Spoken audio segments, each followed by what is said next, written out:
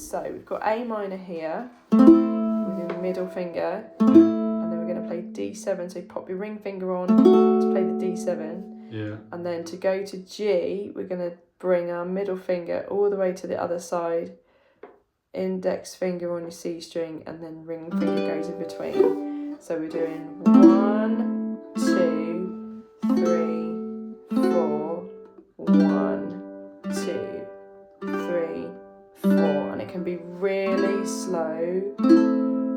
That's what I need to see. Something actually pace me. So we're just concentrating on getting the fingers right and the position of the hand on the fretboard.